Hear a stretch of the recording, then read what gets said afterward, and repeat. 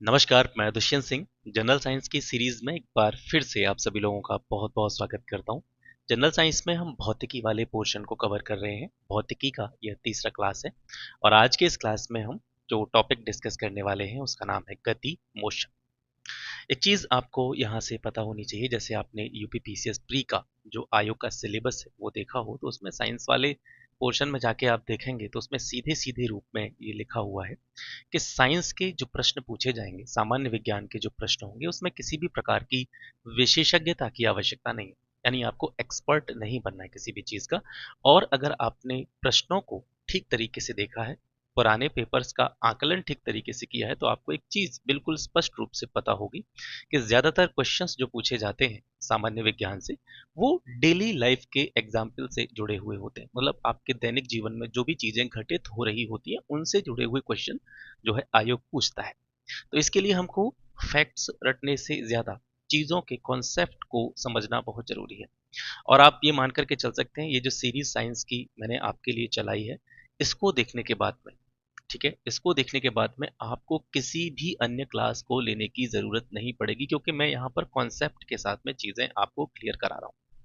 दूसरी चीज, बहुत से लोगों की ये राय होती है कि आयोग की जितनी भी परीक्षाएं हैं या किसी भी स्टेट पीसीएस एग्जाम की बात करें, यूपीएससी की बात करें, तो जो विषय हैं उनकी एक बेहतर समझ के लिए, बेहतर अंडरस्टैंडिंग के लिए हमको एनसीईआरटी को आधार मान करके या एनसीईआरटी को बेस बना करके चीज़ों को कवर करना चाहिए। और साइंस के लिए एनसीईआरटी एक बहुत अच्छा सोर्स माना जाता है। तो मैं यहाँ से आपको ये गारंटी भी दे रहा हूँ और जिम्मेदारी के साथ दे रहा हूँ कि ये जो सीरीज जो मैंने आपके लिए चलाई है, इसको अगर आप पूरा देखते हैं तो आपको एनसीईआरटीज पढ़ने की भी कोई आवश्यकता नहीं है।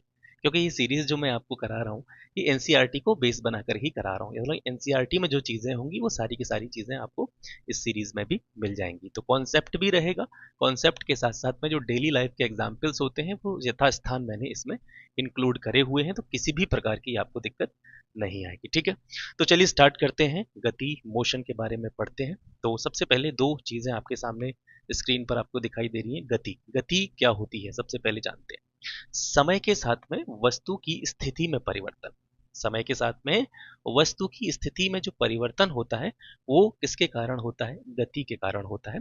जैसे अभी आप एक स्थान पर बैठे हैं, आप उस स्थान से चल करके दूसरे स्थान पर चले जाएं, तो आपकी जो स्थिति थी पहले, अब वो कैसी हो गई है? चेंज हो गई है, आपकी स्थिति में परिवर्तन हुआ और उस परिवर्तन को होने में एक समय भी लगा। तो समय के साथ में वस्तु की स्थिति में परिवर्तन को हम गति के नाम से जानते हैं। जैसे चलता हुआ व्यक्ति, उसको बोलेंगे वह गति में है। दौड़ती हुई रेलगाड़ी, उड़ते हुए पक्षी, ये सभी गति को प्रदर्शित करते हैं।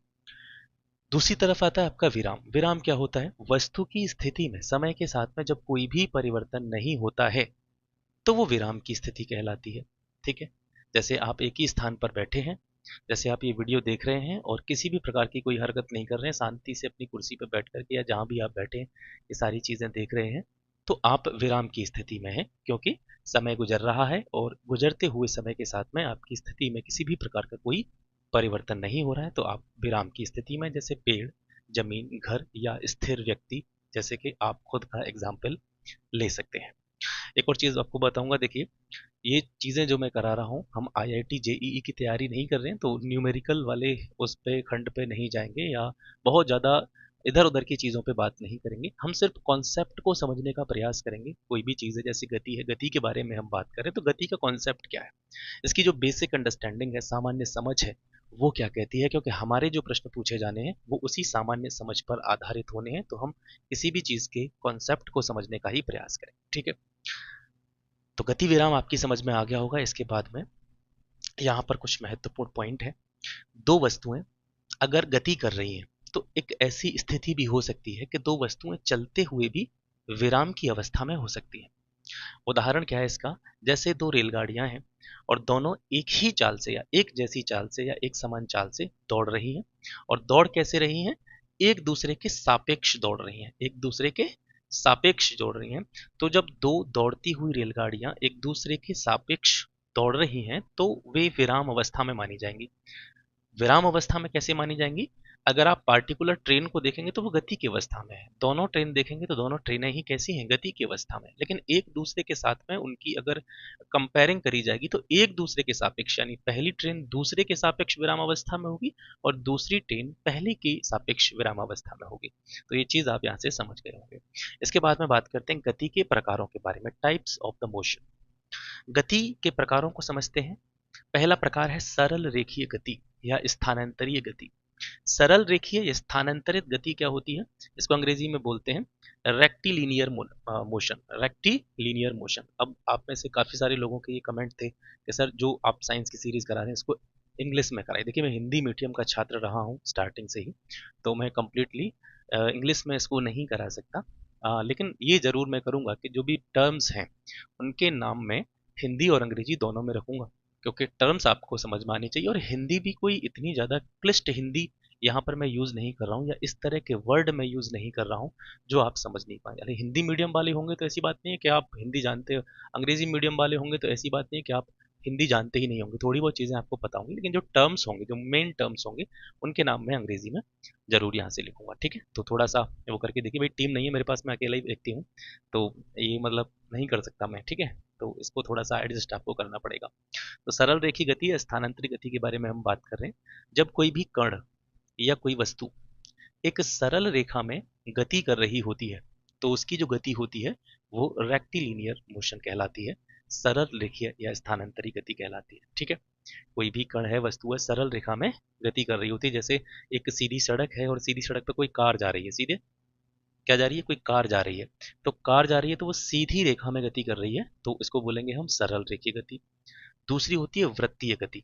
वृत्तीय गति मतलब किसी वृत्तीय मार्ग पर कोई कण गति कर रहा है। जैसे ये कोई मार्ग है और इस पर क्या है, जैसे मान चलिए आप, या इसका एक एग्जांपल ले लेते हैं, आप यहाँ पे खड़े हुए हैं, आप खड़े हुए हैं, आपके हाथ में क्या है, एक धागा है, और धागे से आपने कोई पत्थर या कोई वजनदार चीज बांधी हुई है, आप उसको घुमा रहे हैं। आप कल्पना करके देख सकते हैं, इमेजिनेशन करिए इस चीज का। आपके हाथ में कोई धागा है, डोरी है, रस्सी है, उस रस्सी के सिरे से, अंतिम सिरे से कोई वस्तु बंधी हुई है, आप उसको अपने हाथ में घुमा रहे हैं, तो उसका जो मार्ग होगा वो इस तरीके का होगा। ठीक है, तो ये जो मार्ग बना है ये कैसा है, एक सर्कुलर जो है पाथ है आपका, वृत्तीय गति है। तो यहाँ पर जो कण इस मार्ग पर गति कर रहा होगा तो इसकी गति जो होगी वो कैसी होगी, वृत्तीय गति होगी। तो वृत्तीय मार्ग पर जो गति होती है किसी भी कण की, किसी भी वस्तु की, वो वृत्तीय गति कहलाती है, सर्कुलर मोशन उसको कहते हैं। तो इसमें क्या होता है, पिंड का जो प्रत्येक कण होता है वो वृत्तीय पथ पर चलता है, एक सर्कुलर पाथ पर गति करता है। ठीक है, यहाँ कुछ जरूरी चीजें हैं वृत्तीय गति से जुड़ी हुई। वृत्तीय गति सदैव कैसी होती है, त्वरित होती है। जो मैं चीजें आपको यहाँ से ये बताता जाऊं, यानी कॉन्सेप्ट मैं आपको यहाँ से करा ही रहा हूँ पूरा का पूरा, लेकिन जिस चीज पर मैं आपसे थोड़ा सा ज्यादा ध्यान देने की कहूँ तो ये समझ लीजिएगा, ये एग्जाम के पॉइंट ऑफ व्यू से बहुत इंपॉर्टेंट है, तो ये चीज बहुत जरूरी है।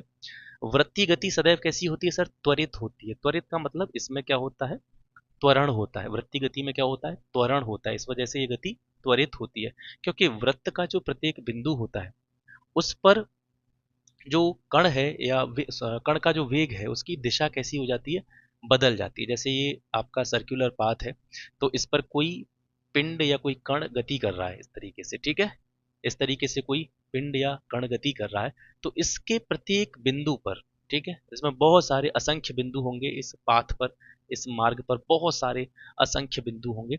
तो प्रत्येक बिंदु पर वेग की दिशा जो होगी, डायरेक्शन जो होगी, क्योंकि देखिए अभी डायरेक्शन इधर है, फिर इधर हो जाएगी, फिर इधर हो जाएगी, फिर ऊपर की तरफ हो जाएगी। तो इस तरीके से ये कण जो है इसकी दिशा बदलती चली जाएगी, दिशा क्या हो जाएगी, बदलती चली जाएगी। और इसी के कारण ये जो दिशा बदल रही है, इसी के कारण ये कहा जा सकता है कि वृत्तीय गति जो होती है उसमें क्या होता है, त्वरण होता है, एक्सेलरेशन होता है। ठीक है, अब इसके बाद में आगे देखते हैं कि तीक्ष्ण वृत्ताकार पथ पर चलता हुआ एक चार पहिए का वाहन अंदर के पहियों की तरफ उल्टेगा और बाहर की ओर वो फिसलेगा। अब ये वृत्तीय गति का ही एग्जाम्पल है। ठीक है, जैसे मान करके चलिए कोई मार्ग है, कोई रोड है, कोई रोड है, उस रोड पर एक तीक्ष्ण मोड़ आ जाता है, वृत्ताकार मोड़ आ जाता है, इस तरीके से मोड़ आ जाता है।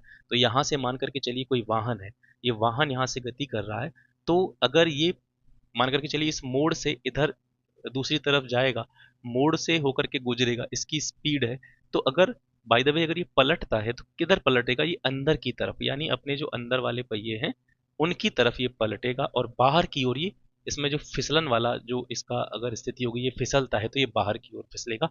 ये वृत्तीय गति का एक एग्जाम्पल है। दोलन गति आती है तीसरी, दोलन गति या कंपन गति। ठीक है, दोनों में बहुत ही कह सकते हैं सूक्ष्म अंतर है, दोलन गति कंपन गति, इन दोनों को एक भी कह सकते हैं, लेकिन इसमें एक छोटा सा अंतर होता है, उसको मैं यहाँ पर आप सभी लोगों को क्लियर कर दूंगा। देखिए दोलन गति क्या होती है, किसी निश्चित बिंदु के उधर उधर वस्तु की जब गति होती है उसको हम दोलन गति के नाम से जानते हैं। जैसे एक छोटा सा डायग्राम मैंने यहाँ पे बनाया है, ये कोई, जैसे आपने बहुत सी पुरानी घड़ियां देखी होंगी, जैसे आज भी बहुत सारे लोग रखते हैं अपने घरों में, जो घड़ी होती है उसमें एक नीचे पेंडुलम टाइप का लटका रहता है। ठीक है, तो वो इधर उधर दोनों साइड में क्या करता रहता है, मूव करता रहता है, तो इसको वही समझ करके आप चले। ठीक है, तो ये कोई क्या है, दोलन है, वो ये कोई है आपका लोलक है, उसको लोलक बोलते हैं, पेंडुलम बोलते हैं। तो ये पेंडुलम की एक स्थिति ये होगी, ये यहाँ पे लटका हुआ है। अब ये क्या करेगा, इधर भी गति करेगा और इधर भी गति करेगा। ठीक है, अब देखिए मैं थोड़ा सा, यहाँ पे क्या होता है कि तकनीकी का अभाव है हमारे पास में, तो मैं अपनी उंगली से ही मोबाइल फ़ोन पे जो ड्रॉ करने की कोशिश कर रहा हूँ, तो इसी से समझने की कोशिश कीजिएगा। तो मैंने यहाँ पे बताया कि ये पेंडुलम है। ठीक है, ये पेंडुलम है, और पेंडुलम जो है ये दोनों साइड में गति करता है। ठीक है, तो इधर भी जाएगा ये गति करते हुए, इधर भी जाएगा, तो इसकी स्थिति इस तरीके से दोनों साइड में आपको नजर आएगी। ये ऊपर की तरफ भी गति करेगा और इस दूसरी साइड की तरफ भी गति करेगा।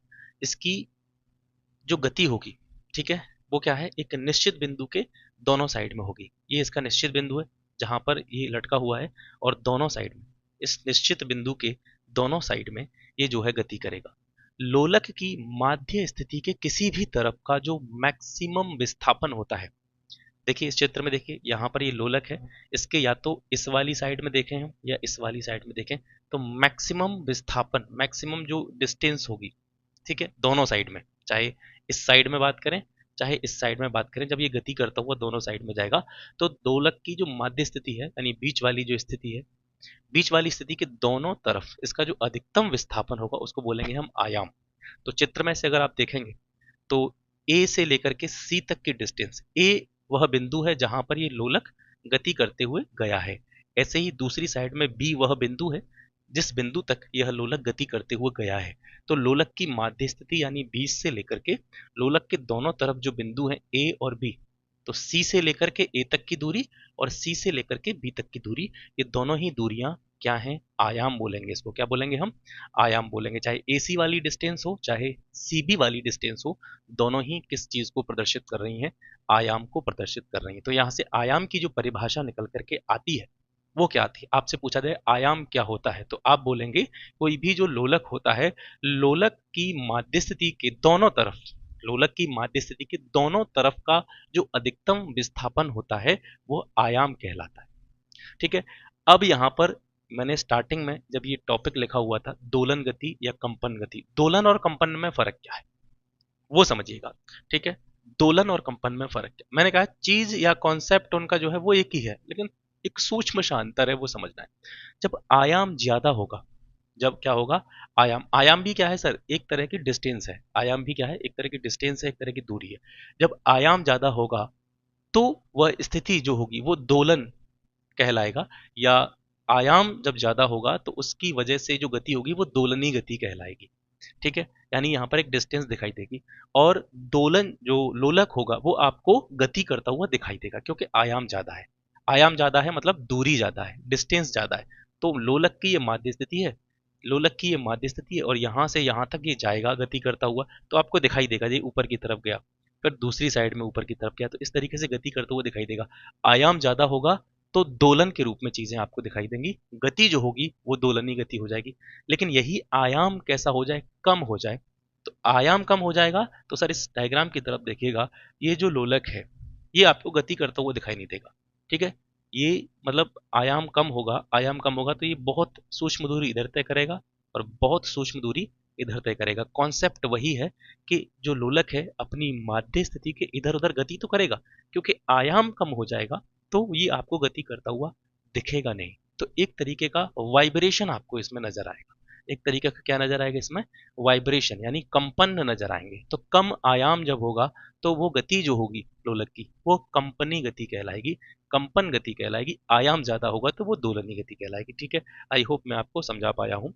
इसके बाद में आती है आपकी एक विमीय गति, one dimensional motion, two dimensional motion और थ्री डायमेंशनल मोशन। ठीक है, एक विमीय गति, द्विविमीय गति और त्रिविमीय गति, ये क्या होती है इनको जानिए। पहली एक विमीय गति को समझते हैं। वस्तु की स्थिति का एक दिशा में बदलना है। कोई भी वस्तु है वो मूव कर रही है और एक ही दिशा में मूव कर रही है। ठीक है, तो वो वन डायमेंशन मोशन होगा आपका, एक विमीय गति होगी। जैसे कोई कार जा रही है रोड पे तो वो एक ही दिशा में जा रही है, ऐसी नहीं है कि हर सेकंड में कभी लेफ्ट मुड़ गई, राइट मुड़ गई, लेफ्ट मुड़ गई, राइट मुड़, ऐसे नहीं चलेगी। सीधी रोड पर, सीधी सड़क पर कोई कार गति कर रही है, एक विमीय गति में है वो, क्योंकि वो एक ही दिशा में अपनी स्थिति में परिवर्तन कर रही है। मुक्त रूप से कोई कोई पिंड है, पिंड यहाँ पे बार बार यूज होगा। ठीक है, पिंड शब्द जो है यहाँ पे बार बार यूज होगा। जो साइंस बैकग्राउंड वाले, मैं बिल्कुल जीरो लेवल से आपको पढ़ा रहा हूँ, जो साइंस बैकग्राउंड वाले उनको पता है पिंड, पिंड का मतलब कोई भी बॉडी हो सकती है, कोई भी वस्तु हो सकती है। ठीक है, तो उसको हम पिंड लिख देते हैं। पिंड का मतलब आप क्या मान के चलेंगे, कोई भी चीज है, कोई भी वस्तु है। ठीक है, कोई भी ऑब्जेक्ट है। तो मुक्त रूप से कोई चीज गिर रही है, मुक्त रूप से कोई पिंड गिर रहा है। जैसे आप छत पर खड़े हैं, छत से पत्थर छोड़ दें नीचे की तरफ, तो उसकी जो गति होगी वो नीचे आएगा, ऊपर से छत से वो नीचे आ रहा है पत्थर, तो उसकी जो गति होगी वो सर वो कैसी होगी, एक विमीय गति होगी, क्योंकि वो ऊपर से जब आप छोड़ेंगे तो वो नीचे की तरफ ही आएगा। ऐसा नहीं है कि बीच में वो टहलने के लिए कहीं पे निकल जाए। ठीक है, तो वो नीचे की तरफ आएगा, एक ही दिशा में गति करेगा, तो उसकी गति एक विमीय गति हो जाएगी। इसी तरीके से आप एक एग्जाम्पल ले सकते हैं कि पेड़ पर फल लगे हुए हैं और पेड़ से कोई फल टूट करके नीचे की तरफ गिरता है, तो वो किस प्रकार की गति में होता है, वन डायमेंशनल मोशन में होता है, एक विमीय गति में होता है। अब द्विविमीय गति मतलब दो विमा हो गई इसमें, टू डायमेंशनल, वस्तु की स्थिति का दो दिशाओं में बदलना, वस्तु की स्थिति का दो दिशाओं में बदलना क्या कहलाता है, द्विविमीय गति कहलाता है। कोई भी वस्तु, कोई भी ऑब्जेक्ट, कोई भी पिंड अगर दो दिशाओं में अपनी स्थिति को बदलता है तो उसकी गति जो कहलाएगी सर वो क्या कहलाएगी, द्विविमीय गति कहलाएगी, टू डायमेंशनल मोशन कहलाएगी। तो इसका एग्जाम्पल हम ले सकते हैं कि सूर्य के चारों ओर जो अ, सूर्य के चारों ओर गति करते हुए जो ग्रह होते हैं उनकी जो गति होती है वो टू डायमेंशनल होती है, द्विमीय गति होती है। ठीक है, इसके बाद में थ्री डायमेंशनल मोशन की बात करते हैं, त्रिविमीय गति की बात करते हैं। तो कोई भी वस्तु अपनी स्थिति तीन दिशाओं में बदलती है या तीन से ज्यादा दिशाओं में बदलती है तो वो त्रिविमीय गति कहलाती है, थ्री डायमेंशनल मोशन कहलाती है। जैसे कोई पक्षी है, ठीक है, कोई पक्षी आकाश में उड़ रहा है, तो पक्षी आकाश में उड़ रहा है तो वो किधर भी जा सकता है, वो लेफ्ट, राइट, ऊपर, नीचे, कहीं पर भी मतलब अपने आप को मूव कर सकता है। तो उसकी जो गति होगी तो वो कैसी होगी, थ्री वे में गति होगी। और जैसे आप पतंग उड़ा रहे हैं तो पतंग जब आप उड़ा रहे होंगे तो निश्चित नहीं रहेगी पतंग। जैसे हवा चल रही है, पतंग आप उड़ा रहे हैं तो पतंग एक ही दिशा में नहीं, कभी पतंग लेफ्ट मुड़ जाएगी, कभी राइट मुड़ जाएगी, कभी ऊपर हो जाएगी, कभी आप उसको नीचे खींच लेंगे। तो उस तरह की जो गति होगी, पतंग की गति होगी, वो त्रिविमीय गति के अंतर्गत आएगी। इसके अलावा एक पॉइंट आप यहाँ से नोट करेंगे कि अंतरिक्ष जो होता है हमारा, अंतरिक्ष में वस्तु की गति हुई होती है। अंतरिक्ष में कोई भी वस्तु है तो अंतरिक्ष में जो वस्तुओं की गति होती है वो थ्री डायमेंशनल होती है, त्रिविमीय होती है। ठीक है, अब कुछ इंपॉर्टेंट टर्म्स देखते हैं। जैसे यहाँ पे एक टर्म है आपका दूरी, एक टर्म है विस्थापन यानी डिस्प्लेसमेंट। दूरी और विस्थापन में अंतर क्या होता है, दूरी और विस्थापन में अंतर क्या होता है, क्योंकि कहीं ना कहीं ये दोनों चीजें हैं वो एक ही है। दूरी भी एक प्रकार की लंबाई है, विस्थापन भी एक प्रकार की लंबाई होती है, लेकिन इनमें थोड़ा सा अंतर होता है। तो उस अंतर को समझते हैं। दूरी क्या है, किसी वस्तु या कण के द्वारा किसी मार्ग पर तय की गई लंबाई, किसी वस्तु या किसी कण के द्वारा, किसी ऑब्जेक्ट के द्वारा किसी भी मार्ग पर तय की गई जो लंबाई होती है वो दूरी कहलाती है। और विस्थापन क्या कहता है, किसी वस्तु की एक स्थिति से दूसरी स्थिति तक गति करने पर दोनों स्थितियों के बीच की न्यूनतम दूरी जो होती है वो विस्थापन होता है, डिस्प्लेसमेंट होता है। तो यहाँ पर जो टर्म आपको याद रखना है वो है न्यूनतम दूरी। क्या है, न्यूनतम दूरी। विस्थापन में जब हम विस्थापन निकालते हैं या विस्थापन काउंट कर रहे होते हैं तो हम कह सकते हैं मिनिमम डिस्टेंस की तरफ जाते हैं, मिनिमम डिस्टेंस की तरफ जाते हैं। रीजनिंग में इस तरीके के सवाल आपने हल करे होंगे। जैसे एक छोटा सा एग्जांपल मैंने लिया, यहाँ पर देखेंगे आप, ये ए से बी की लंबाई 3 मीटर है, बी से लेकर के सी तक की लंबाई 4 मीटर है। तो यहाँ पर मान करके चलिए कोई व्यक्ति ए से चलना प्रारंभ करता है, ए से चलना प्रारंभ करता है और सीधे यानी उत्तर की तरफ, ऊपर की तरफ, नॉर्थ की तरफ बी तक जाता है और 3 मीटर की दूरी तय करता है। फिर बी से वह अपने दाहिने मुड़ता है, दाहिने मुड़ के सी तक जाता है और 4 मीटर की दूरी तय करता है। ठीक है, 4 मीटर चलता है। तो यहाँ पर दो स्थितियां आपको बतानी है कि ए ने सी तक पहुंचने में कितनी दूरी तय की और ए से सी का विस्थापन कितना है। तो दूरी अगर आप देखेंगे तो दूरी आप इस तरीके से देखेंगे, कुल लंबाई उसने कितनी चली है व्यक्ति ने। तो ए से बी तक 3 गया, बी से सी तक 4 गया, 3 और 4 जोड़ देंगे 7 हो जाएगा। तो ए से सी तक जो चली गई दूरी है, विस्थापन की बात नहीं कर रहे हैं, दूरी 7 मीटर हो जाएगी। और विस्थापन निकालेंगे तो हम ए से बी और बी से सी की तरफ नहीं जाएंगे, हम ये यहाँ पर जानने का प्रयास करेंगे कि ए से सी तक पहुंचने में न्यूनतम जो दूरी है वो कहाँ से, या न्यूनतम लंबाई है वो किस तरीके से काउंट करी जाएगी। तो यहाँ से हम ए से बी की तरफ न जाते हुए ए से डायरेक्ट सी की तरफ चले जाएंगे। तो क्योंकि सबसे न्यूनतम दूरी, इधर से जाएंगे तो एक तरह से घुमाव पड़ेगा हमारे लिए, और यहाँ से ए से सी की तरफ डायरेक्ट चले जाएंगे तो ये न्यूनतम लंबाई हो जाएगी। ठीक है, तो न्यूनतम दूरी या न्यूनतम लंबाई जो होती है वो विस्थापन होता है। ठीक है, तो इसको पाइथागोरस थ्योरम आप जानते ही हैं, उससे निकाल लेंगे। ये आपका हाइपोटेनस हो गया, इसका स्क्वायर 16 और 9 25, और 25 का जो स्क्वायर रूट होगा वो कितना होगा, 5 मीटर होगा। तो ए से सी तक का विस्थापन कितना हो गया, 5 मीटर हो गया। लेकिन ए से सी तक की दूरी कितनी हो गई, 7 मीटर हो गई। याद रखेंगे विस्थापन जो होता है वो कभी भी दूरी से अधिक नहीं हो सकता, विस्थापन कभी भी दूरी से ज्यादा नहीं हो सकता। विस्थापन या तो दूरी से कम होगा या दूरी के बराबर हो सकता है। अब यहाँ पर कुछ चीजें देखते हैं कि जैसे दूरी जो होती है वो अदिश राशि होती है। दूरी कैसी होती है, अदिश राशि होती है, स्केलर क्वांटिटी होती है। और विस्थापन जो होता है वो सदिश राशि होती है, यानी वेक्टर क्वांटिटी होती है। सदिश अदिश राशि से जुड़े हुए क्वेश्चंस आपने प्रीवियस ईयर पेपर्स में देखे होंगे। कभी कभी क्वेश्चन दे दिया जाता है आपको, कुछ राशियों के नाम दे देंगे 4 ऑप्शन में, आपसे पूछेंगे निम्न में से कौन सी सदिश राशि है, कौन सी अदिश राशि है। इस तरीके के प्रश्न अक्सर आयोग ने पूछे हैं, तो ये सारी चीजें देखते चलेंगे। ठीक है, अब यहाँ पर मैंने एक चीज लिखी है, ये इसको समझिएगा कि विस्थापन जो होता है सर, विस्थापन जो होता है, विस्थापन और दूरी में अगर जैसे हम देखें, संबंध देखें, रिलेशन देखें, विस्थापन जो होता है वो दूरी से हमेशा कम होता है या उसके बराबर हो सकता है, लेकिन दूरी से ज्यादा नहीं हो सकता। ये पहला वाला जो स्टेटमेंट है आपको ये बता रहा है कि विस्थापन जो होता है वो दूरी से या तो कम होता है या उसके बराबर होता है, उससे ज्यादा नहीं होता।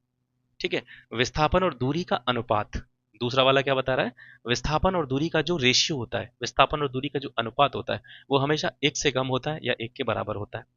और यहां पर ये चीज याद रखिएगा, विस्थापन का जो मान है वो शून्य भी हो सकता है, धनात्मक भी हो सकता है, ऋणात्मक भी हो सकता है। ठीक है, विस्थापन का मान शून्य भी हो सकता है, धनात्मक भी हो सकता है, ऋणात्मक भी हो सकता है, लेकिन दूरी का मान हमेशा कैसा होगा, धनात्मक होगा। जब भी आप डिस्टेंस की बात करेंगे तो वहां पर हमेशा पॉजिटिव नंबर आएगा। ठीक है, तो ये दूरी और विस्थापन हो गया। इसके बाद में चाल की बात करते हैं, स्पीड। स्पीड क्या होती है, किसी वस्तु द्वारा इकाई समय में, ठीक है, एकांक समय में या इकाई समय में जो दूरी तय की जाती है उसको हम बोलते हैं सर चाल या स्पीड। ये एक अदिश राशि है, स्केलर क्वांटिटी है। इसका जो यूनिट होता है, मात्रक जो होता है वो मीटर प्रति सेकंड होता है। फर्स्ट चैप्टर मैंने इसी वजह से आपको पढ़ाया था, उससे क्वेश्चन बहुत कम आते हैं। हालांकि पीछे मैंने जो लास्ट वाली स्लाइड थी उस पर बहुत ही इंपॉर्टेंट चीजें मैंने ऐड ऑन करी थी वहां पर, जो अक्सर करके पूछी गई हैं आयोग के पेपर्स में। लेकिन पहले चैप्टर को, यानी जो मात्रक और राशियों वाला जो चैप्टर है, उसको पढ़ना इसीलिए जरूरी होता है कि वो कहीं ना कहीं कह सकते हैं वो बेस है। उसको आप पढ़ के जब आगे की चीजों में बढ़ेंगे भौतिकी में, तो वो चीजें समझ में तभी आएंगी जब आप पहले चैप्टर को पढ़ के आएंगे। तो मात्रक क्या होता है, मूल मात्रक, मूल राशियां क्या है, तो ये सारी चीजें मैंने आपको इसी वजह से पहले क्लियर करा दी ताकि आगे के चैप्टर्स में किसी भी तरह की दिक्कत आपको ना आए। तो चाल का मात्रक होता है सर मीटर प्रति सेकंड। अब क्योंकि मैं यहाँ पर, वहां पर मैं सारी चीजें क्लियर कर चुका हूँ, तो यहाँ पर मैं ये नहीं बताऊंगा कि मात्रक मीटर प्रति सेकंड कैसे हुआ, क्योंकि वो मैंने पहले चैप्टर में आपको बता दिया। ठीक है, चाल का मात्रक मीटर प्रति सेकंड।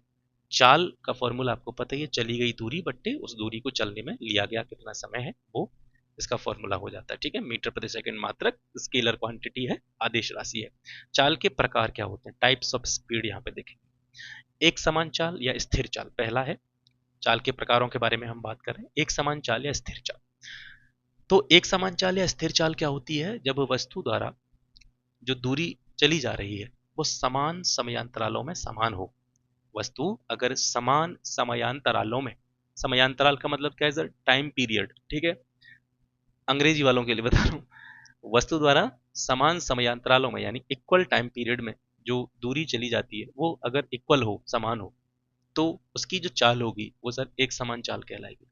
जैसे एक एग्जांपल लेते हैं, ये एक पॉइंट है ए, ये एक दूसरा पॉइंट है बी, ए से बी तक की डिस्टेंस 10 मीटर है सर। ठीक है, ए से बी तक की डिस्टेंस कितनी है, 10 मीटर है। यहां से कोई चीज चलती है या कोई भी वस्तु गति करती है, या कोई भी कार, साइकिल, बाइक, या आप खुद गति करते हैं ए से बी की तरफ, ए से बी की तरफ गति कर रहे हैं। अब यहाँ से आपने देखा ये पूरी पूरी डिस्टेंस कितनी है सर, 10 मीटर। तो आप मान करके चलिए आप यहाँ से लेकर के यहाँ तक आए, आप यहाँ से लेकर के यहाँ तक आए और यहाँ से यहाँ तक आपने 2 मीटर की दूरी तय की और उस 2 मीटर की दूरी को तय करने में आपको 1 सेकंड लगा। फिर आप यहाँ से यहाँ चले गए, आपने दूसरे वाले पीरियड में भी 2 मीटर की दूरी तय करी और उस 2 मीटर को तय करने में भी आपको 1 सेकंड का समय चला। समझ रहे होंगे मैं क्या बताने की कोशिश कर रहा हूँ। फिर आपने यहाँ से यहाँ तक गति की, 2 मीटर ही आप चले और इस 2 मीटर को चलने में भी आपने 1 सेकंड का समय लिया। फिर यहाँ से यहाँ तक चले, 2 मीटर ही चले और इस 2 मीटर को चलने में आपने फिर दोबारा से 1 सेकंड ही समय लिया। फिर यहाँ से यहाँ तक चले, फिर आप 2 मीटर चले और इस वाले 2 मीटर को चलने में भी आपने 1 सेकंड का समय लिया। तो यहाँ पर आपने क्या देखा, यहाँ पर आपने देखा कि अलग अलग समय अंतराल है, अलग अलग समय अंतराल है। देखिए समय अंतराल, समय अंतराल, समय अंतराल, और सभी समय अंतराल कैसे हैं, समान है। समान समय अंतरालों में आपने दूरी कितनी चली है, समान चली है, यानी हर समय अंतराल में आपने 2-2 मीटर की दूरी तय की है और आपके जो समयांतराल हैं वो भी कैसे हैं, समान है। एक तरह से कह सकते हैं आप एक नियत स्पीड से, ठीक है, एक नियत, एक कांस्टेंट स्पीड से जब गति करते हैं तो आपकी चाल कैसी होती है, एक समान चाल होती है। इसके बाद में आते हैं असमान चाल, अस्थिर चाल। जब आप समान चाल या स्थिर चाल को समझ गए तो आपकी समझ में असमान चाल, अस्थिर चाल आ जानी चाहिए। यहाँ पर क्या होता है, समयांतराल समान होते हैं और इन समयांतरालों में व्यक्ति जो होता है वो असमान दूरी तय करता है। जैसे मान करके चलिए आपका ही एग्जांपल लेते हैं, आप किसी बाइक से रोड पे जा रहे हैं और एक नियत स्पीड से चल रहे हैं, 50 की स्पीड पर आपकी बाइक चल रही है। तो आप जितनी भी दूरी तय करेंगे उसमें जो समय के अंतराल हैं और तय की गई दूरी है वो कैसी रहेगी, समान रहेगी। आप एक ही स्पीड से जा रहे हैं और उसी बाइक को लेकर के जब आप किसी भीड़ भाड़ वाले इलाके से गुजर रहे हैं या किसी खचाखच भरे हुए मार्केट से गुजर रहे हैं तो आप समान समयांतरालों में असमान दूरी तय करेंगे। जहां पर ट्रैफिक ज्यादा होगा आपकी दूरी कम हो जाएगी, जहां ट्रैफिक नहीं होगा आपकी दूरी बढ़ जाएगी। तो समान समयांतराल होंगे लेकिन दूरी की जो मात्रा है वो कैसी हो जाएगी, परिवर्तित हो जाएगी। तो ये कैसी होगी, असमान चाल होगी या अस्थिर चाल होगी। इसके बाद में तीसरा आता है औसत चाल या एवरेज स्पीड। एवरेज स्पीड का मतलब क्या है, आपने अलग अलग जो दूरी चली है उस दूरी का योग और उस दूरी, उन सभी प्रकार की दूरियों को तय करने में जो समय लगा है वो, यानी औसत चाल कैसे निकालेंगे, कुल दूरी बट्टे कुल समय, चली गई कुल दूरी बट्टे उन दूरियों को चलने में लगा गया कुल समय, तो वो क्या हो जाएगा, औसत चाल हो जाएगी। एग्जाम्पल से समझते हैं। माना कोई वस्तु अलग अलग दूरियां दूरियां मान ली, पहली दूरी है S1, दूसरी दूरी है S2, तीसरी दूरी है S3, मतलब अलग अलग दूरियां कोई व्यक्ति या कोई वस्तु अलग अलग समयांतराल में तय करता है। मान करके चलिए कि S1 दूरी को तय करने में उसको T1 समय लगा, S2 दूरी को तय करने में उसको T2 समय लगा, S3 दूरी को तय करने में उसको T3 समय लगा। अलग अलग दूरियां हैं, अलग अलग समयांतराल में किसी भी वस्तु के द्वारा या आपके द्वारा तय जो है की जा रही है, तो औसत चाल क्या होगी। औसत चाल में मैंने क्या बताया, कुल दूरी। तो कुल दूरी हमारी S1, S2, S3 ऐसे और भी दूरियां हो सकती हैं और इन दूरियों को तय करने में जो समय लगा है वो है T1, T2, T3। तो इसको जोड़ देंगे नीचे, कुल दूरी को ऊपर जोड़ दो, कुल दूरी को नीचे जो वो कुल समय को नीचे जोड़ दो, तो औसत चाल निकल आएगी आपकी यहाँ से। ठीक है, तो औसत चाल का मतलब है कुल दूरी बट्टे कुल समय। इसके बाद में आती है आपकी इंस्टेंटेनियस स्पीड। ठीक है, इंस्टेंटेनियस स्पीड, तात्क्षणिक चाल इसको हिंदी में बोलते हैं। तो तात्क्षणिक मतलब किसी क्षण पर या किसी पार्टिकुलर पॉइंट ऑफ टाइम पर किसी भी वस्तु की चाल क्या कहलाएगी, तात्क्षणिक ताल कहलाई जाएगी। इंस्टेंटेनियस स्पीड उसको कहेंगे। वेग की बात करते हैं, वेग क्या होता है, वेलोसिटी क्या होती है, किसी वस्तु के द्वारा एकांक समयांतराल में या इकाई समय में तय किया गया विस्थापन वेग कहलाता है। अब देखिए वेग और चाल, तो यहां पर क्या होगा, कभी कभी जब हमारा बैकग्राउंड साइंस वाला नहीं होता है तो हमको ऐसा लगता है चाल और वेग एक ही चीज होती है, लेकिन चाल जब हम रिप्रेजेंट करते हैं, चाल के बारे में जब हम बात करते हैं तो बात दूरी की होती है, और जब वेग की बात हम करते हैं, वेलोसिटी की बात करते हैं, तो बात किसकी होती है, विस्थापन की होती है। ये चीज समझ लीजिएगा, बहुत ज्यादा गहराई में आपको नहीं ले जा रहा हूँ, बस बेसिक सी चीजें बता रहा हूँ। जब भी हम चाल की बात करेंगे तो चाल की जो गणना करेंगे हम वो दूरी के आधार पर करेंगे, और वेग की जब हम गणना करेंगे तो हम विस्थापन के आधार पर करेंगे। और दूरी और विस्थापन दोनों में क्या फर्क है ये मैंने आपको पहले बता दिया है, तो ये चीज समझनी है, चाल और वेग में अंतर क्या है। ठीक है। वेग वेलोसिटी किसी वस्तु द्वारा एकांक समयांतराल में तय किया गया विस्थापन जो होता है, दूरी की बात नहीं कर रहे सर, तय किया गया जो विस्थापन होता है वो कहलाता है वेग। तो वेग बराबर विस्थापन बदलते समय। मैंने आपको एक चीज बताई, चाहे विस्थापन की बात करें चाहे दूरी की बात करें, हैं तो दोनों लंबाई, लेकिन दोनों में अंतर है। विस्थापन अलग है, दूरी अलग है। तो यहाँ पर चाल लिखी होती तो चाल बराबर दूरी बट्टे समय हो जाता। अगर मतलब एक सामान्य दिमाग से देखेंगे तो चीजें एक ही हैं। चाल बराबर दूरी बट्टे समय, दूरी भी लंबाई है विस्थापन भी लंबाई है, लेकिन दूरी और विस्थापन में थोड़ा सा अंतर है, जिसको मैं पहले आपको क्लियर कर चुका हूं। तो वेग, यहाँ से संबंध वेग का किससे हो जाएगा, विस्थापन से। तो जहां वेग की बात आएगी तो आपके दिमाग में आना चाहिए विस्थापन। वेग विस्थापन दोनों व से स्टार्ट हो रहे हैं, ऐसे याद कर लीजिएगा, ठीक है। वेग बराबर विस्थापन बट्टे समय, क्योंकि दोनों चीजें एक ही हैं, मैंने आपको बताया, क्योंकि विस्थापन भी दूरी ही होता है और विस्थापन भी लंबाई होता है और दूरी भी लंबाई होता है। तो मात्रक इसका सेम होगा, यूनिट इसका सेम होगा। जो चाल का मात्रक होता है मीटर प्रति सेकंड, वही मात्रक वेग का होता है मीटर प्रति सेकंड। लेकिन अंतर क्या है कि जो हमारी चाल होती है वो अदिश राशि होती है और विस्थापन जो होता है हमारा वो कैसी है, सदिश राशि है, ठीक है। यहां पर याद रखेंगे वेग बदलने पर, जब वेग बदलता है तो क्या होता है, वस्तु की गति या वस्तु की दिशा या फिर दोनों चीजें। वेग में अगर परिवर्तन होता है, वेलोसिटी अगर चेंज होती है, तो वस्तु की गति भी चेंज हो जाती है। वस्तु की गति या फिर वस्तु की दिशा चेंज हो जाती है, या फिर कभी कभी ऐसी सिचुएशन होती है कि गति और दिशा दोनों बदल जाती है। किसी वस्तु के वेग का जो परिमाण होता है, ठीक है, किसी वस्तु के वेग का जो परिमाण होता है, परिमाण का मतलब क्या, संख्यात्मक मान किसी भी चीज का। परिमाण का मतलब क्या है, संख्यात्मक मान। देखिए कभी कभी मैं मतलब हिंदी के टर्म्स का अंग्रेजी में ट्रांसलेट करते समय अगर कभी थोड़ी मिस्टेक हो जाती है, मतलब मैं भाई अंग्रेज नहीं हूँ, तो उसको थोड़ा सा एडजस्ट करिएगा या बता दीजिएगा मुझे, ठीक है। तो किसी वस्तु के वेग का परिमाण, परिमाण का मतलब है संख्यात्मक मान, मैग्नीट्यूड किसी भी चीज का। किसी भी वस्तु के वेग का परिमाण जो होता है वो हमेशा उसकी चाल के बराबर या कम होता है, चाल से ज्यादा नहीं हो सकता। वेग का परिमाण चाल से ज्यादा नहीं हो सकता। जिस तरीके से ये वही चीज है कनेक्ट होती हुई नीचे की तरफ आ रही है। मैंने आपको बताया विस्थापन का मान, समझिएगा, विस्थापन का मान दूरी से ज्यादा नहीं हो सकता। विस्थापन का मान दूरी से ज्यादा नहीं हो सकता, या तो दूरी के बराबर होगा या दूरी से कम होगा। तो उसी तरीके से वेग का जो परिमाण है, संख्यात्मक मान है, वो चाल के बराबर होगा या चाल से कम होगा, चाल से ज्यादा नहीं हो सकता है, ठीक है, क्लियर। इसके बाद में आते हैं सापेक्ष वेग, रिलेटिव वेलोसिटी। दो गतिशील वस्तुओं में से एक दूसरे के सापेक्ष जो वेग होता है वो रिलेटिव वेलोसिटी कहलाती है, ठीक है। यहाँ पर दो चीजें गति कर रही होती हैं, अगर दो चीजें एक ही दिशा में एक ही डायरेक्शन में गति कर रही होती हैं तो उनकी जो रिलेटिव वेलोसिटी होती है वो v1 माइनस v2 होती है। v1 v2 क्या है यहाँ पर, पहली और दूसरी गतिशील वस्तु का वेग, ठीक है। v1 मान करके चलिए कोई पहली वस्तु का वेग है, v2 दूसरी वस्तु का वेग है। दोनों ही वस्तुएं अगर एक ही डायरेक्शन में गति कर रही हैं तो उनकी relative velocity v1 minus v2 होगी, मतलब दोनों के वेग को एक दूसरे में से घटा देंगे। विपरीत दिशा में अगर गति कर रही हैं, दो गतिशील वस्तुएं हैं और दोनों विपरीत दिशा में गति कर रही हैं, अलग अलग दिशाओं में गति कर रही हैं, तो उनकी जो रिलेटिव वेलोसिटी होगी, सापेक्ष वेग जो उनका होगा, तो उसके लिए हम दोनों वेगों को जोड़ देते हैं, ठीक है। इसके बाद में आते हैं सर त्वरण के बारे में, एक्सेलरेशन। त्वरण क्या है, त्वरण किसी वस्तु के वेग में परिवर्तन की दर होती है। किसी वस्तु के वेग में, वेलोसिटी में परिवर्तन की जो रेट होती है, परिवर्तन की जो दर होती है, ठीक है, वो क्या होती है, त्वरण कहलाती है। इसको किस से प्रदर्शित किया जाता है, इसको हम ए से डिनोट करते हैं, ए से डिनोट करते हैं, ए फॉर एक्सेलरेशन, ठीक है।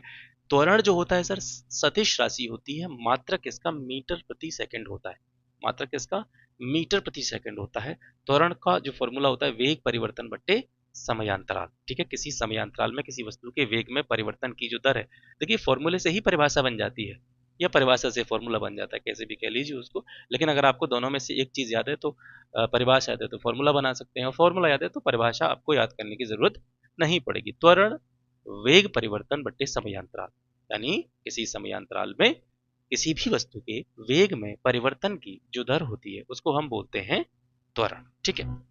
महत्वपूर्ण बिंदु, एक समान त्वरण क्या होता है, औसत त्वरण क्या होता है, इसके बारे में जानते हैं। एक समान त्वरण यानी वेग में समान समयांतरालों में समान परिवर्तन अगर हो रहा हो, भाई एक समान चाल अगर आपने पढ़ी तो वही चीजें हैं, एक मतलब एक दूसरे से कनेक्टेड चीजें हैं सारी। एक समान त्वरण मतलब जो वेग होगा वेग में समान समयांतरालों में, समान टाइम पीरियड्स में, इक्वल टाइम पीरियड्स में अगर वेग में परिवर्तन जो हो रहा है वो कैसा हो रहा है, समान हो रहा है, तो वो बोलेंगे उसको हम एक समान त्वरण। ठीक है, जैसे कोई वस्तु ऊंचाई से गिर रही है, कोई वस्तु ऊंचाई से गिर रही है तो उसमें किस प्रकार का त्वरण होगा, उसमें एक समान त्वरण होगा। और कोई वस्तु नत समतल पर लुढ़क रही है तो उसमें किस प्रकार का एक्सेलरेशन होगा, उसमें एक समान त्वरण होगा। ठीक है, एक एग्जाम्पल यहाँ से ये भी देख सकते हैं कि गाड़ी का जब एक्सेलरेटर दबाया जाता है, गाड़ी का एक्सेलरेटर जब हम दबाते हैं तो गाड़ी का जो वेग है वो धीरे धीरे बढ़ता है, लेकिन जब उसमें ब्रेक लगा दी जाती है तो तेजी से जो वेग है, वेलोसिटी है गाड़ी की, वो घटने लग जाती है, कम होने लग जाती है। तो जब ब्रेक लगाते हैं तो क्या उत्पन्न होता है, एक समान त्वरण उत्पन्न होता है। एक समान त्वरण, इसको मंदन भी कहते हैं। क्या बोलते हैं इसको, मंदन भी इसको कह सकते हैं। तो गाड़ी के एक्सेलरेटर को दबाने पर गाड़ी का वेग धीरे धीरे बढ़ता है, लेकिन जैसे ही उस पर ब्रेक लगाई जाती है तो उसका वेलोसिटी तेजी से कम होने लगता है, जिससे क्या पैदा हो जाता है, एक समान त्वरण या मंदन उत्पन्न हो जाता है। औसत त्वरण की बात करते हैं। औसत त्वरण जो होता है ये धनात्मक भी हो सकता है, ऋणात्मक भी हो सकता है, शून्य भी हो सकता है। ठीक है, ये वेग परिवर्तन का जो साइन होता है, यानी वेग परिवर्तन का जब भी हम वैल्यू निकालते हैं तो वेग परिवर्तन की जो वैल्यू निकाली जाती है, तो अगर वो उसका चिन्ह जो होता है उसी के आधार पर हम डिसाइड करते हैं कि औसत त्वरण जो है वो धनात्मक है, ऋणात्मक है या शून्य है। और एक तरीके से आप ये भी कह सकते हैं जो ऋणात्मक त्वरण होता है उसी को हम क्या बोलते हैं, मंदन कहते हैं। ऋणात्मक त्वरण जो होता है उसी को क्या करते हैं, मंदन करते हैं। जैसे ब्रेक लगाते हैं तो त्वरण कैसा होता है, ऋणात्मक होता है, तो वो मंदन कहलाता है। ठीक है, ये किसी भी पिंड की गति में या किसी भी वस्तु की गति में, किसी भी ऑब्जेक्ट की गति में क्या करता है, कमी करता है। गति का ग्राफीय प्रदर्शन, ग्राफीय रूप में गति को प्रेजेंट यहाँ पे किया गया है। यहाँ से भी कई बार क्वेश्चन जो है पूछ लिया जाता है आपसे। ये बड़ा सिंपल सा फंडा है, इसका समझिएगा। वेग विस्थापन समय ग्राफ को हम यहाँ पे समझ रहे हैं तो कुछ चार कंडीशंस यहाँ पे दे रखी हैं, अलग अलग स्थिति 1 2 3 4। इन चारों को समझेंगे और ग्राफ की सहायता से समझेंगे कि जब वस्तु कैसी है, विराम अवस्था में है। वस्तु कैसी है, विराम अवस्था में है, तो जो ग्राफ होगा विस्थापन का समय के साथ में जो ग्राफ होगा वो इस तरीके का दिखेगा, जिस तरीके से आप यहाँ पे देख पा रहे हैं। जब वस्तु कैसी है, विराम की अवस्था में है, वो गति नहीं कर रही है, उसका प्रारंभिक वेग कैसा है, शून्य है, विराम की अवस्था में उसको कहा जा सकता है। तो उस टाइम पर विस्थापन के साथ में समय का जो ग्राफ होगा वो इस तरीके का आपको दिखाई देगा। यानी जो अक्ष होगी, अक्ष यानी ये जीरो यहाँ पर जो आपको लिखा दिख रहा है, ये इसकी प्रारंभिक स्थिति है। और ये नीचे वाली लाइन है, ये समय को रिप्रेजेंट कर रही है। ऊपर वाली जो ऊर्ध्वाधर लाइन है ये विस्थापन को रिप्रेजेंट कर रही है। तो जीरो से लेकर के या ओ से लेकर के टी तक की जो लाइन है ये अक्ष है, इसकी, इस ग्राफ की अक्ष है। तो जब वस्तु विरामावस्था में होगी तो ग्राफ कैसा होगा, ग्राफ पर एक सरल रेखा नजर आएगी ए बी के रूप में आपको, जो अक्ष के समांतर होगी, पैरेलल होगी। और ये कंडीशन कब होगी, जब वस्तु विराम अवस्था में होगी। दूसरी स्थिति है जब वस्तु शून्य त्वरण से चल रही है, मतलब त्वरण उस पर काम नहीं कर रहा है, त्वरण कोई नहीं है, त्वरण का मान कैसा है, शून्य है। और शून्य त्वरण के साथ में कोई वस्तु गति कर रही है, चल रही है, तो जो ग्राफ होगा वो इस तरीके का दिखाई देगा। यानी यहाँ पर भी आपको एक स्ट्रेट लाइन दिखाई देगी ए बी के रूप में, लेकिन यहाँ पर अंतर क्या होगा, अंतर ये होगा कि ये जो स्ट्रेट लाइन है ये अक्ष के पैरेलल नहीं होगी। ठीक है, ये अक्ष के पैरेलल नहीं होगी। ए बी वाली लाइन है, आप देख रहे हैं, ये अक्ष के समांतर नहीं है। तो यहाँ पर भी आपको एक स्ट्रेट लाइन दिखेगी, लेकिन ये स्ट्रेट लाइन एक्सिस के पैरेलल नहीं होगी। ठीक है, और यहाँ पर देखिए, ये जो ए बी वाली लाइन है ये कहाँ से स्टार्ट हो रही है, विस्थापन वाला जो लाइन है, विस्थापन वाला जो लाइन है उसके बीच से कहीं से आपको दिखाई दे रही है। ये अगर यहाँ से होती, ठीक है, ये लाइन अगर यहाँ से होती, यहाँ से, तो इसका मतलब क्या था कि जो वस्तु गति कर रही है उसका प्रारंभिक वेग शून्य है। तो यहाँ से एक चीज ये भी क्लियर कर सकते हैं कि वस्तु का प्रारंभिक वेग शून्य नहीं है, क्योंकि ये शून्य से ऊपर है। तीसरी कंडीशन है, वस्तु एक समान धनात्मक त्वरण से अगर गति कर रही है, धनात्मक त्वरण से गति कर रही है, तो मैंने आपको बताया है कि जब त्वरण ऋणात्मक होता है तो वंदन होता है, वो गति को कम करने का काम करता है। धनात्मक त्वरण गति को कम नहीं करता है। तो वस्तु एक समान धनात्मक त्वरण से अगर गति कर रही है तो जो ग्राफीय निरूपण होगा उसका, विस्थापन का समय के साथ में जो ग्राफ होगा वो ऊपर की ओर झुकती हुई एक लाइन आपको दिखाई देगी ग्राफ में। ठीक है, तो ये तीसरी स्थिति है। चौथी स्थिति है कि जब वस्तु कैसी है, वो एक नियत मंदन से या ऋणात्मक त्वरण से, ठीक है, मैंने आपको बताया ऋणात्मक त्वरण जो होता है उसी को क्या बोलते हैं, मंदन कहते हैं। तो मंदन कहते हैं, तो मैंने क्या बताया, जब मंदन होता है तो वो गति को क्या करता है, कम करता है। तो विस्थापन का समय के साथ जो ग्राफ होगा वो नीचे की तरफ झुकता हुआ कर्व टाइप में आपको दिखाई देगा, क्योंकि यहाँ पर वो नीचे की तरफ इसलिए आ रहा है क्योंकि वेग जो है वो यहाँ पर कैसा हो रहा है, कम हो रहा है। ठीक है, तो ये चार स्थितियां हैं, इनको ध्यान रखेंगे, ये बहुत ज्यादा महत्वपूर्ण नहीं है, इसको यहाँ से छोड़ दीजिए। गति के समीकरण, इक्वेशन ऑफ मोशन देखते हैं। गति के तीन समीकरण होते हैं, v is equal to u plus a t, s is equal to u t plus half a t square, तीसरा है v square is equal to u square plus two a s. यहाँ पर जो टर्म यूज करे गए हैं, alphabet use करे गए हैं, इनका मतलब समझ लीजिए। u का मतलब होता है इनिशियल वेलोसिटी, ठीक है, प्रारंभिक वेग। v जहाँ पर यूज हो रहा है उस v को आप समझेंगे कि ये अंतिम वेग है किसी भी वस्तु का। a का मतलब एक्सेलरेशन, त्वरण है।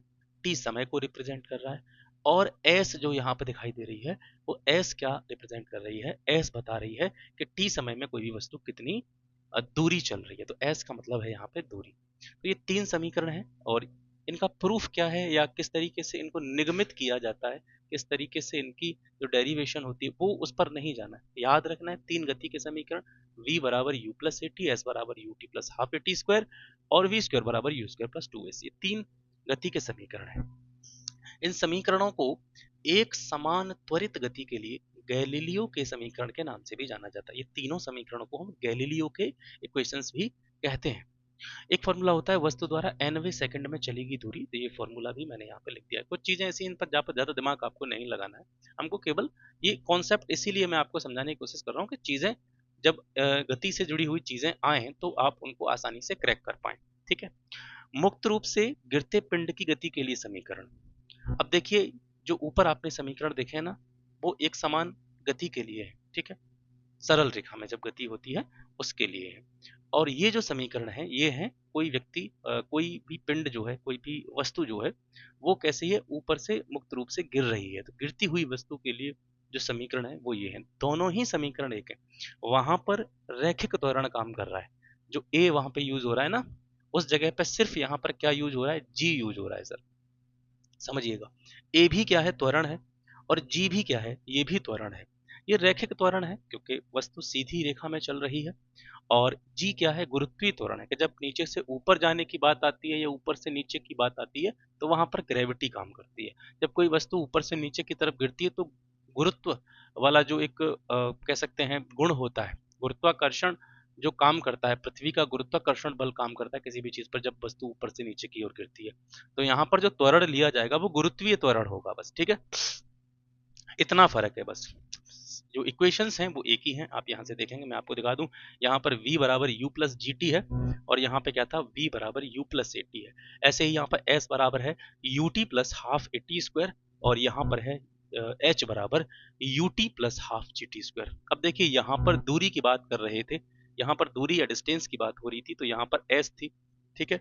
अब क्योंकि यहाँ पर दूरी, क्योंकि रैखिक दिशा में चीजें नहीं हो रही है, यहाँ ऊपर से नीचे या नीचे से ऊपर जाने की बात हो रही है, तो यहाँ पर ऊंचाई की बात हो रही है, जनरल सी बात है। कोई वस्तु ऊपर से नीचे की तरफ जब छोड़ी जा रही है, गिराई जा रही है, तो यहाँ पर दूरी है वो ऊंचाई की फॉर्म में है, ऊंचाई के रूप में है। तो यहाँ पर एस की जगह पर क्या यूज हुआ है, एच यूज हुआ है। तो एच बराबर फॉर्मूला वही है, एच बराबर u t plus half g t square, और वहां पर यूज हुआ था v square is equal to u square plus two a s, है ना। तो एस की जगह पर हमने एच यूज किया है और ए की जगह पर हमने जी यूज किया। बाकी इक्वेशंस जो है वो सेम है।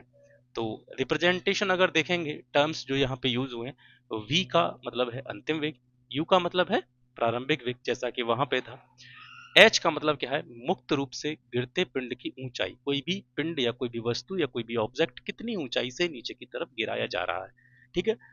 वो किसको रिप्रेजेंट, वो h से जो है यहाँ पर डिनोट किया गया है। और g का मतलब आपको पता ही है, गुरुत्वीय त्वरण, ग्रेविटेशनल एक्सेलरेशन। 9.8 मीटर पर सेकंड स्क्वायर इसका मान होता है, 9.8 मीटर प्रति सेकंड स्क्वायर गुरुत्वीय त्वरण। अब कुछ इंपॉर्टेंट पॉइंट एग्जाम के पॉइंट ऑफ व्यू से, ठीक है। अब ये जो कॉन्सेप्ट है आपने समझा, अब चीजों को समझिए। निर्वात में, निर्वात में दो वस्तुओं को एक साथ छोड़ा जाए ऊपर से, ठीक है, तो दोनों वस्तु जो है पृथ्वी पर एक साथ पहुंचेंगी। इस स्टेटमेंट पर आधारित कई बार क्वेश्चन पूछे गए हैं, ठीक है। जैसे अ, यहाँ पे बात हो रही है, निर्वात की बात हो रही है। तो जैसे कभी कभी पूछ लेते हैं कि एक पत्थर का टुकड़ा और एक कह सकते हैं एक लकड़ी का टुकड़ा अगर ऊपर से फेंका जाता है तो कौन सा पहले जमीन पे पहुंचेगा। तो ये कॉन्सेप्ट अगर समझेंगे आप तो इस तरीके के क्वेश्चंस को आप आसानी से टैकल कर पाएंगे। तो यहाँ पे याद रखना है कि निर्वात की जब बात हो रही है तो दो वस्तुएं जब ऊपर से एक साथ छोड़ी जाएंगी तो दोनों वस्तुएं पृथ्वी पर एक साथ पहुंचेंगी, चाहे किसी भी वस्तु का वजन कम हो या किसी का ज्यादा हो। जनरली क्या होता है कि जब आप कोई वस्तु फेंकेंगे तो जो चीज भारी ज्यादा होगी, जिसमें ज्यादा द्रव्यमान होगा, वो चीज पहले पृथ्वी पर पहुंचेगी, हल्की वस्तु देर से पृथ्वी पर पहुंचेगी। लेकिन यहाँ पर किसी मीडियम की बात नहीं हो रही है, मीडियम यहाँ पे कोई है नहीं, माध्यम यहाँ पे कोई है नहीं, निर्वात की बात हो रही है।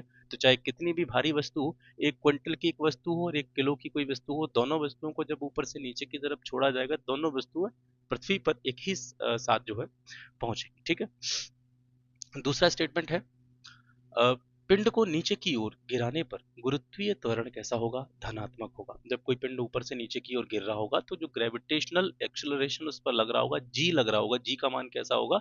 धनात्मक होगा, क्योंकि ऊपर से नीचे की ओर गिराने पर पिंड या कोई भी वस्तु या कोई भी ऑब्जेक्ट जो है उसका वेग जो होता है वो क्या होता है? बढ़ जाता है। ऊपर की ओर फेंकने पर देखेंगे तो त्वरण कैसा होगा? ऋणात्मक होगा। त्वरण यहाँ पे ऋणात्मक क्यों होगा? त्वरण ऋणात्मक यहाँ पे इसलिए होगा, जब आप खुद इस चीज को प्रैक्टिकल करके देखिएगा, आप कोई भी पत्थर या कोई भी कोई भी चीज, कोई भी ऑब्जेक्ट नीचे से ऊपर की तरफ ऊर्ध्वाधर बिल्कुल ऊपर की तरफ फेंकना, तो जैसे जैसे वस्तु ऊपर जाएगी उसका वेग कम होता चला जाएगा। और ऊपर से कोई वस्तु जब नीचे की तरफ फेंकी जाएगी तो उसका वेग धीरे धीरे बढ़ता चला जाएगा। समझिएगा ना। ऊपर से छत से मान करके चलिए आपने कोई पत्थर नीचे की तरफ फेंका तो उसका वेग कम नहीं होगा, उसका वेग बढ़ता चला जाएगा। नीचे की ओर से कोई वस्तु जब ऊपर की ओर फेंकी जाएगी तो धीरे धीरे जैसे जैसे वो ऊपर जाएगी उसके वेग में कमी होगी। तो वहां पर क्या हो रहा है? उसकी गति कम हो रही है, तो त्वरण कैसा हो जाएगा? ऋणात्मक हो जाएगा। ठीक है। और ऊपर से जब नीचे आएगी तो त्वरण कैसा होगा? धनात्मक होगा। ठीक है। अंतिम वेग, जब ऊपर की ओर कोई वस्तु हम फेंक रहे हैं तो उसका जो अंतिम वेग होगा वो शून्य होगा। एक मतलब टाइम पीरियड ऐसा आएगा जब नीचे से ऊपर की ओर आप वस्तु फेंक रहे होंगे तो एक स्थान पे जाकर के वो बिल्कुल उसका वेग जो है शून्य हो जाएगा। तो अंतिम वेग उसी को बोलेंगे। अंतिम वेग मतलब है कि उस टाइम पर वेग जिस टाइम पर वस्तु नीचे से ऊपर पहुंच करके नीचे की तरफ गिरना स्टार्ट कर देती है, तो उससे पहले का जो वेग होता है, लास्ट वाला वेग, बिल्कुल एक पॉइंट ऑफ टाइम पर जो आपका लास्ट वाला जो वेग होता है वो शून्य हो जाता है। जब शून्य हो जाता है और शून्य होने के बाद ही वह वस्तु ऊपर से नीचे की ओर जो है आना स्टार्ट करती है। ठीक है। ऊंचाई से गिरते पिंड में लगा समय और नीचे से ऊपर जाने में लगा समय दोनों कैसे होते हैं? इक्वल होते हैं। आपने कोई वस्तु नीचे से ऊपर की ओर फेंकी तो जितने टाइम में ऊपर जाएगी उतने ही टाइम में वो नीचे आएगी। ठीक है। दोनों समय कैसे होते हैं? इक्वल होते हैं। इसके बाद में आती है समतल में गति। समतल में गति के दो प्रकार हैं जिनको हम यहाँ पर डिस्कस करेंगे। एक आपका प्रोजेक्टिल मोशन है, प्रक्षेप्य गति, और दूसरा है आपका वृत्ति गति, सर्कुलर मोशन। यहाँ से प्रश्न कई बार पूछा गया है प्रोजेक्टिल मोशन से। प्रोजेक्टिल मोशन क्या होती है? जब किसी पिंड को ऊर्ध्वाधर दिशा से भिन्न दिशा में फेंका जाता है। ऊर्ध्वाधर दिशा का मतलब क्या हो गया? जैसे ये जमीन है और यहाँ से सीधी एक लाइन में खींचूं, आप यहाँ पे खड़े हुए हैं और यहाँ से कोई वस्तु सीधी इस दिशा में फेंक रहे हैं, तो आप चीज को या किसी भी वस्तु को, ऑब्जेक्ट को ऊर्ध्वाधर दिशा में फेंक रहे हैं। यहाँ पर क्या कह रहा है? जब हम प्रोजेक्टिल मोशन की बात कर रहे हैं, प्रक्षेप्य गति की बात कर रहे हैं, जब किसी भी पिंड को या किसी भी वस्तु को ऊर्ध्वाधर दिशा से भिन्न, मतलब ऊर्ध्वाधर दिशा में नहीं, इससे भिन्न दिशा में, तो इस तरीके से अगर फेंका जाता है तो वह गुरुत्वीय त्वरण के अंतर्गत ऊर्ध्वाधर तल में एक कर्व पाथ पर, वक्र पथ पर गति करने लगती है और इसे ही क्या कहा जाता है? प्रक्षेप्य गति कहा जाता है। उदाहरण के लिए, आप किसी मैदान में खड़े हैं, आप किसी पत्थर के टुकड़े को बिल्कुल सीधे ऊपर न फेंकते हुए, यानी ऊर्ध्वाधर दिशा में न फेंकते हुए उससे अलग किसी दिशा में फेंकते हैं, तो उसका जो मार्ग होता है, जैसे ये जमीन है, ठीक है, ये ये जमीन है, आप यहाँ पे खड़े हुए हैं, यहाँ से ऊर्ध्वाधर दिशा आपकी ये हो गई, ऊर्ध्वाधर दिशा से भिन्न किसी दिशा में आपने ऐसे करके किसी चीज को फेंका, तो इसका जो मार्ग होगा वो किस तरीके का नजर आएगा? वो इस तरीके का नजर आएगा। ठीक है। तो ये जो आपको आकार नजर आ रहा है इसको हम क्या बोलते हैं? प्रक्षेप्य का पथ। क्या बोलते हैं? प्रक्षेप्य का पथ। दरअसल यहाँ पर जो हम टर्म यूज कर रहे हैं, प्रक्षेप्य, प्रक्षेप्य मतलब यह कोई पदार्थ है जिसको फेंका जा रहा है। प्रक्षेपित करने का मतलब ही होता है फेंकना। तो जिस चीज को फेंका जा रहा है वो है प्रक्षेप्य। तो प्रक्षेप्य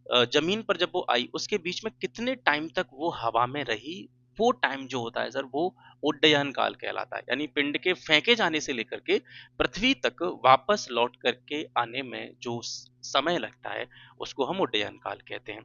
तो ये उड्डयन काल कैसे निकालेंगे? उड्डयन काल, काल का मतलब टाइम। मैंने आपको अभी थोड़ी देर पहले बताया, नीचे से ऊपर जाने का टाइम और ऊपर से नीचे आने का टाइम इक्वल होता है, इक्वल होता है। और थोड़ी देर पहले मैंने बताया था कि इसको किस तरीके से निकालते हैं, यू साइन थीटा अपॉन जी और यू साइन थीटा अपॉन जी। चाहे नीचे से ऊपर जाओ ऊपर से नीचे जाओ, दोनों में ही यू साइन थीटा अपॉन जी होगा। तो जब हम टोटल टाइम निकालेंगे यानी उड्डयन काल निकालेंगे, दोनों को जोड़ देंगे। तो एक यू साइन थीटा जी और ये दूसरा वाला यू साइन थीटा जी, दोनों को जोड़ देंगे, ऐड कर देंगे, तो ये हो जाएगा 2 यू साइन थीटा अपॉन जी। प्रक्षेप की अधिकतम ऊंचाई कैसे निकालेंगे?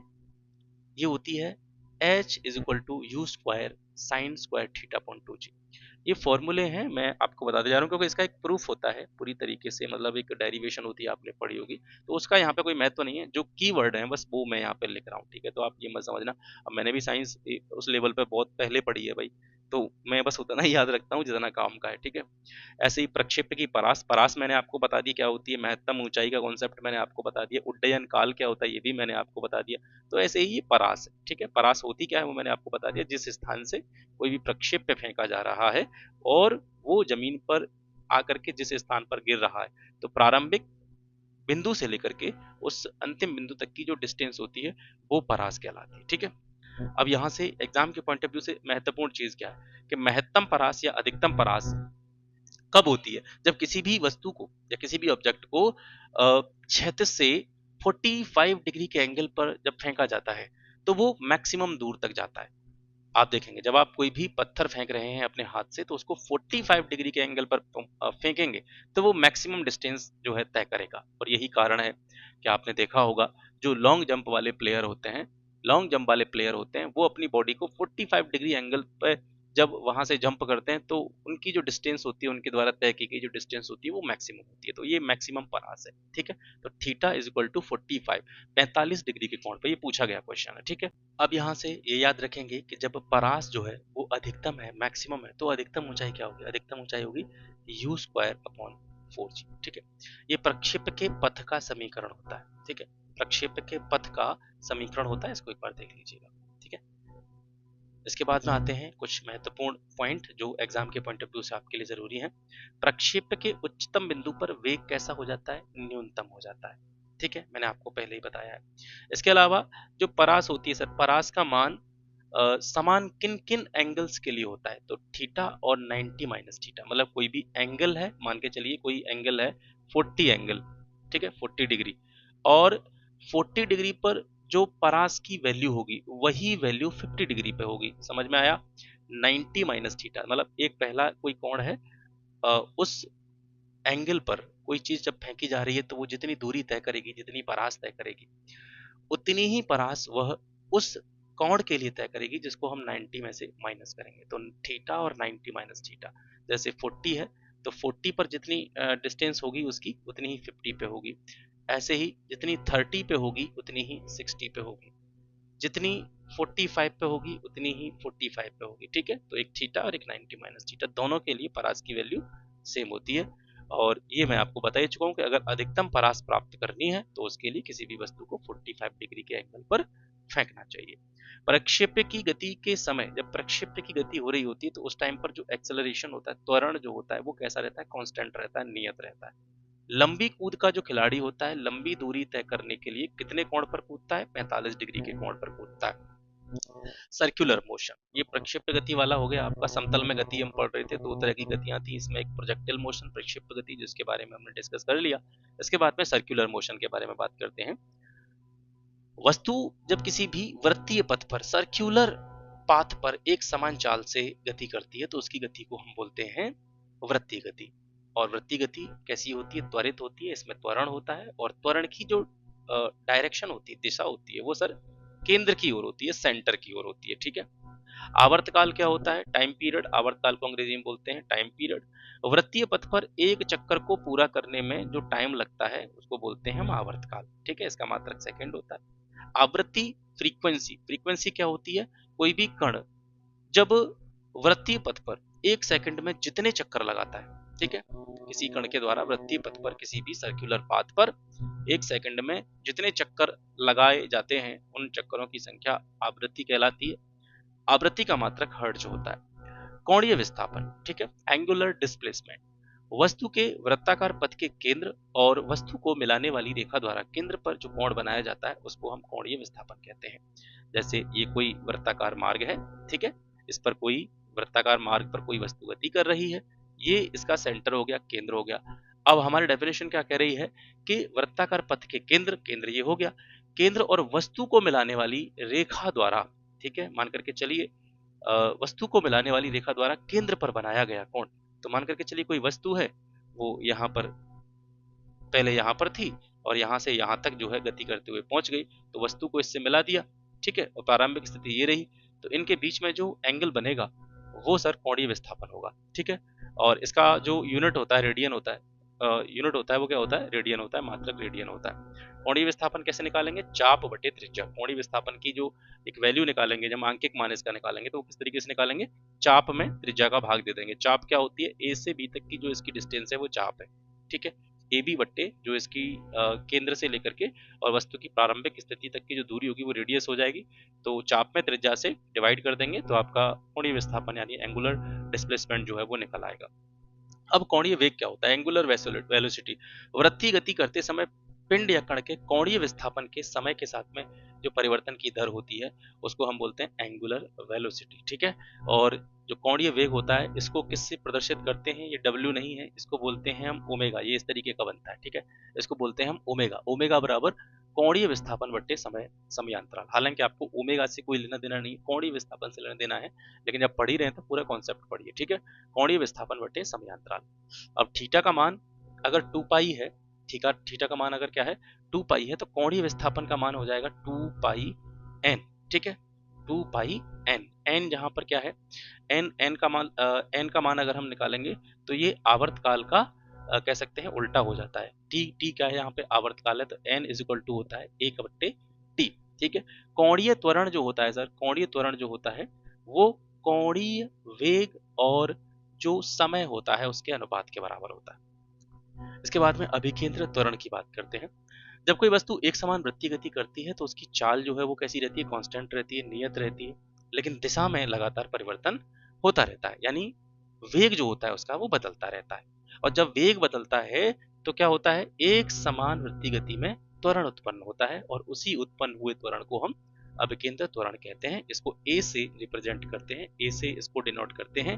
ए बराबर होता है वी स्क्वायर बटे आर, जहाँ पे आर क्या है, जिस पथ पर, जिस वृत्ताकार पथ पर वह कण गति कर रहा है उसकी त्रिज्या है। v का मतलब होता है आपका लीनियर वेलोसिटी यानी रेखीय वेग, और ओमेगा जो यहाँ पे दिखाया जा रहा है, यानी ये एक ही फॉर्मूला है, इसका रिप्रेजेंटेशन इस तरीके से कर दिया गया है। ओमेगा का मतलब कोणीय वेग होता है। एग्जाम के पॉइंट ऑफ व्यू से जो आपके लिए जरूरी चीज है वो ये है कि अभिकेंद्र त्वरण की दिशा हमेशा कहाँ पे होती है, केंद्र की ओर होती है। अभिकेंद्र नाम से ही पता चल रहा होगा, अभिकेंद्र केंद्र की ओर, तो अभिकेंद्र त्वरण की दिशा केंद्र की ओर होती है। आवर्तकाल और आवृत्ति में क्या संबंध होता है, एन यहाँ पे क्या है, आवृत्ति है, तो आवृत्ति जो होती है आवर्तकाल के व्युत्क्रम के बराबर होती है। व्युत्क्रम मतलब उल्टा, रेसिप्रोकल, तो एन बराबर 1/t होता है। आवर्तकाल और आवृत्ति में यही संबंध होता है। कोणीय वेग और रेखीय वेग में क्या संबंध होता है, तो कोणीय और वेग रेखीय वेग में ये संबंध होता है कि जो रेखीय वेग होता है वो त्रिज्या और कोणीय वेग के गुणनफल के बराबर होता है। कोणीय वेग रेखीय वेग संबंध जो है वो इस फॉर्मूले की सहायता से आप देख सकते हैं। कोणीय त्वरण और रेखीय त्वरण में क्या संबंध होता है, तो इसी तरीके से आप इसको देख सकते हैं। यहाँ पर ए का मतलब क्या है, रेखीय त्वरण, और अल्फा का मतलब क्या है, कोणीय त्वरण, ठीक है। तो ए बराबर होता है आर अल्फा, यानी जो रेखीय त्वरण होता है वो कोणीय त्वरण और त्रिज्या के गुणनफल के बराबर होता है, ठीक है। तो ये गति से जुड़ी हुई चीजें थी, और कोई भी कॉन्सेप्ट गति से जुड़ा हुआ यहाँ पे बचा नहीं है। आशा करता हूँ क्लास आपको पसंद आया होगा।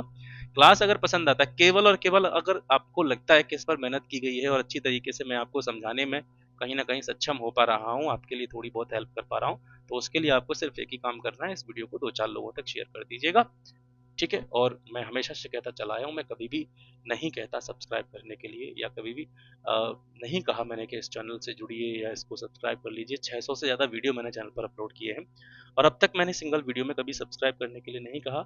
तो बस मैं इतना ही आपसे कहता हूँ कि इस वीडियो को शेयर कर दिया कीजिए, ठीक है, अगर आपको लगे। तो ये भी शेयर ही तभी करना है आपको जब आपको लगता है, और जाहिर सी बात है अगर आप में से 2-4 व्यक्ति भी अगर इस जगह तक वीडियो को देख रहे हैं, तो मैं आपको एक संदेश देना चाहता हूँ। ये संदेश ये देना चाहता हूँ कि आप इस बात पर प्रबल रूप से विश्वास करें कि जब ये सीरीज खत्म होगी तो आप दिमाग में ये रख लीजिएगा कि हमारी एनसीईआरटी खत्म हो गई साइंस की, ठीक है। इससे ज़्यादा शब्द मैं नहीं कहूँगा।